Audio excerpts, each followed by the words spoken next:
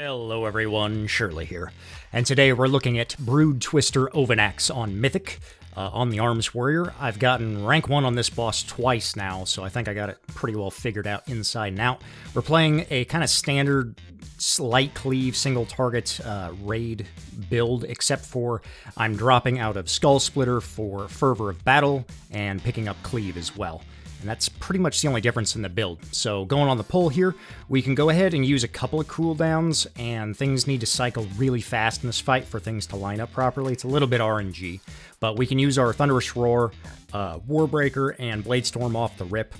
And as long as we're getting, procs and resets and spending rage fast enough, we'll have our Bladestorm back for the first set of adds coming up here. I forgot to mention, I'm also running Warbreaker for all the adds. It's really nice on progression anyway. On Reclear, it's, less important, but for first-time prog, Warbreaker is a huge AoE gain, and all the little Gahuni worms can get out of hand if you're really not just blasting these things. So here's the first set of adds. This is where I'm going to use my first combat potion as well. We got our Bladestorm back. Sometimes if you're unlucky, you won't get the resets and it won't be quite up for all those adds, but on this pull here, we did get it, so we, big spin and everything there. And now we're rotating around to the second set of eggs here, and I would recommend, if you're progging this, everybody just memorize this map, because it's just repeated basically on all three sections of the room.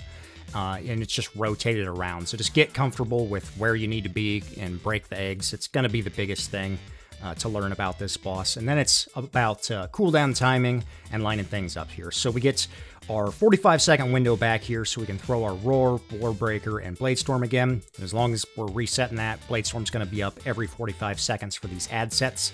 And then the next big thing I want to point out is when these ads spawn, provided everybody's hitting them like they should, they're going to die so fast. I would recommend you prioritize going for Reap the Storm procs as a Slayer Warrior rather than stacking up overpowers to buff your Cleave, for example. So outside of your Bladestorm window, you can throw your first big Cleave into everything, and hopefully it'll proc Reap the Storm. And then after that, if you've got Sweeping Strikes up already, then you can Mortal Strike and get 2 chances to proc it again off the Mortal Strike. And then you can use, your overpower into Cleave, because the Reap the Storm damage is going to do more than just hitting like 2 overpowers in that global, because nothing's going to live long enough if you get 2 procs of Reap the Storm. So yeah, once again, right here, like, they're all dead before my Bladestorm's even finished. But when there's only like 3 targets here, like this spider and this worm, then you could prioritize, the overpowers into the Cleave windows. But anyway, we're going to clean up this last section of the room here, making sure none of these casts go off. And we're holding the boss here just for a minute, pre-spreading out so these webs that go out, aren't on everybody in the middle and rooting everyone. There is a pro tip you can do as a warrior with those things. They're not actually rooting you immediately. They root on the Dispel. They're just slowing you by like 90%. So if you get that on you and you're in the middle of the melee bunch, you can just heroic leap outside and then immediately charge the boss to dispel yourself with the Slayer talent. Excuse me, I don't remember what it's called off the top of my head, but the one that makes charge break roots.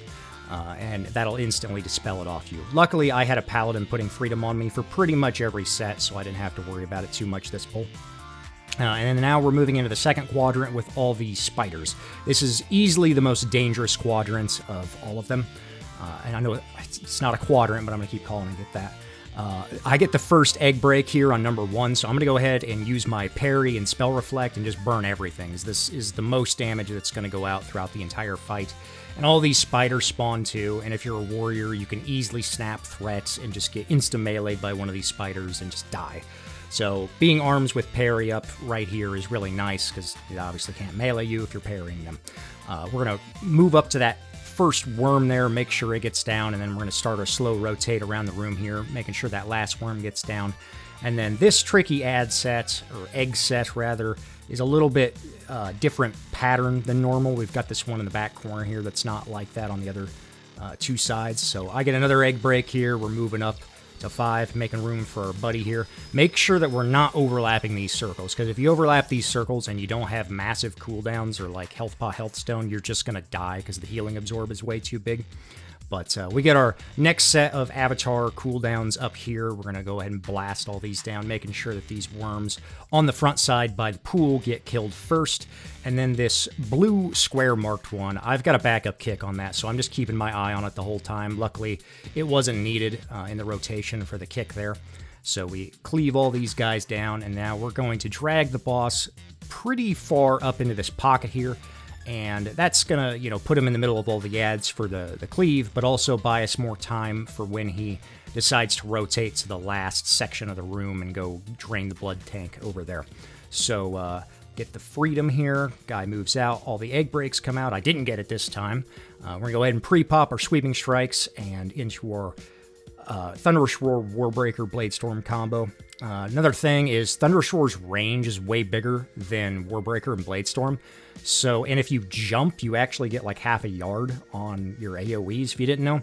So when all this stuff spawns, if you're in the middle of it like that, you can jump in Thunderous Roar first at max range and clip everything if like your Death Knights in the raid are slow on getting all the stuff gripped into that Warbreaker combo afterwards. So I'd get in the habit of doing that if I was starting out on this. And now, as we near the end of the fight, I'm going to go ahead and start just cycling cooldowns because these last sets of ads aren't that important. So I'm going to go ahead and just use my avatar right here as it comes up.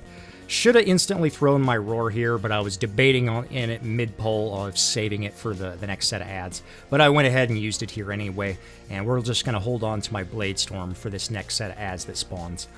Just throwing up a Spell Reflect here to help mitigate some of that damage. Speaking of Spell Reflect, you can reflect a ton of things in this fight. Ideally, I would have had it right here, but I've got parry up for it, so I can do it for this egg break. And this is the last major set of egg breaks that we're going to be doing. Here's my last Bladestorm. But during the fight, you can Spell Reflect the tank explosion if you know the eggs aren't about to come out. Because ideally, you'll have Reflect or parry up for every egg break set. And then if you don't get an egg break, you can throw up Spell Reflect right after when all the ads spawn because of all of these purple swirls that go on the ground. So when you're under the boss trying to cleave everything, it's really hard to see all the patches on the ground, so it's just kind of a safety net to throw up Reflect, and you'll catch a lot of that stuff passively anyway. So now as we get down to the bottom of the execute phase, this is the last egg break we're doing on the purple marker up in the left corner there, and everybody else is just moving out. We're not breaking anything else. We just want to get this last set with the worm and these little blood parasites. So this is the last time we're gonna, spin and cleave on all these things just to get them down because we don't want them going out of control and throwing the pull at the very end. But the biggest thing is making sure that this worm on the side doesn't cast because he's in the blood now, so we really want to get this thing down as fast as possible. Ideally, as a warrior, you're just going to be executing the boss and sweeping it onto it at this point and putting all of our priority damage into the boss. So, the last set of ads go down. We did get one infest here, just moving out, making sure that we're not trying to get tagged by those. I got hit by a swirl right there at the end. Had to reflect up for it and was fast enough to instantly health pot health stone, so we didn't die, but very close call there. And the last egg breaks we're just ignoring, doesn't matter. And down goes Broodtwister Ovi'nax on Mythic. Yeah, a lot to take in on this fight. If you guys have any questions, leave them down below. I will answer as best I can. Hopefully I'll have the other fights out soon. I know I've been definitely slacking lately on the uploads. We're up on, not Council, the second to last boss, the court fight. So yeah, I'll have other VODs soon, .tm. Anyway, thanks for watching. I'm rambling now. See you next time.